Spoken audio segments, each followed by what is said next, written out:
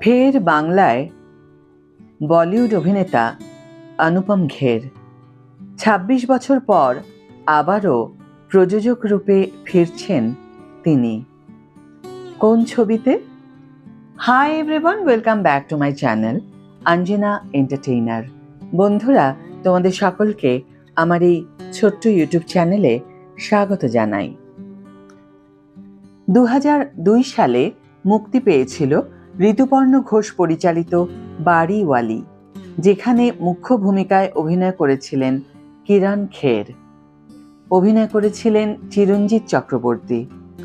এই ছবিতেই অভিনয় করে জাতীয় পুরস্কার পেয়েছিলেন সুদীপ্তা চক্রবর্তী।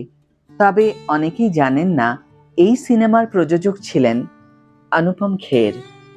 ২৬ বছর পর আবার বাংলায় প্রযোজক হয়ে ফিরতে চলেছেন তিনি। খবর, ফিরদৌসুল হাসানের সঙ্গে যৌথ প্রযোজনায় একটি ছবির প্রযোজক হতে চলেছেন তিনি। ছবির পরিচালক শৌমিক বন্দ্যোপাধ্যায়। ছবির নাম শুরু থেকে শুরু।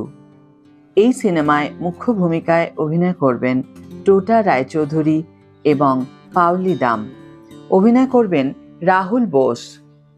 বোঝাই যাচ্ছে এই সিনেমার যে স্টার কাস্ট, তাতে এই ছবিটি অসাধারণ একটি সিনেমা হতে চলেছে। ২৬ বছর পর আবার অনুপম খেরের বাংলায় বিনিয়োগের কথা বলতে গিয়ে প্রযোজক ফিরদৌসুল হাসান বলেন, ফ্রেন্ডস কমিউনিকেশন এবং অনুপমের স্টুডিওদের যৌথ উদ্যোগে এই ছবিটি হচ্ছে। বহুদিন পর বাইরে থেকে বাংলায় আবার বিনিয়োগ করা হচ্ছে। নিঃসন্দেহে এটা ভীষণ খুশির খবর। এই সিনেমাটি একদিকে যেমন এক বাবা মেয়ের গল্প বলে, তেমনি অন্যদিকে একটি দম্পতির গল্পও বলবে।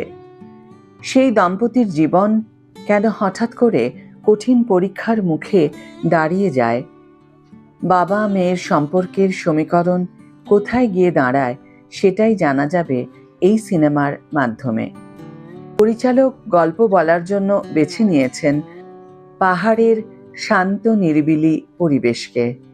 প্রসঙ্গত, দীর্ঘ বেশ কয়েক বছর ধরে বিজ্ঞাপনের দুনিয়ায় কাজ করলেও এই প্রথম পূর্ণ দৈর্ঘ্যের ছবি পরিচালনা করতে চলেছেন শৌমিক।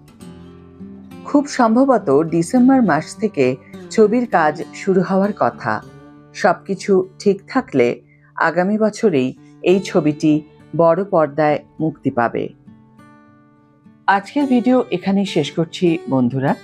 ভিডিওটি যদি ভালো লেগে থাকে তাহলে অবশ্যই একটি ছোট্ট করে লাইক দিও, শেয়ার করো বন্ধুদের সাথে, কমেন্ট করে জানিও তোমাদের মতামত। যারা এখনো আমার চ্যানেলটিকে সাবস্ক্রাইব করোনি তারা অবশ্যই চ্যানেলটিকে সাবস্ক্রাইব করে আমার পাশে থেকো, আর যারা অলরেডি সাবস্ক্রাইব করে দিয়েছো তাদের জন্য আমার অনেক ভালোবাসা এবং অনেক ধন্যবাদ। আজ তাহলে বিদায় বন্ধু, দেখা হবে পরের ভিডিওতে। ভালো থেকো, সুস্থ থেকো, সঙ্গে থেকো।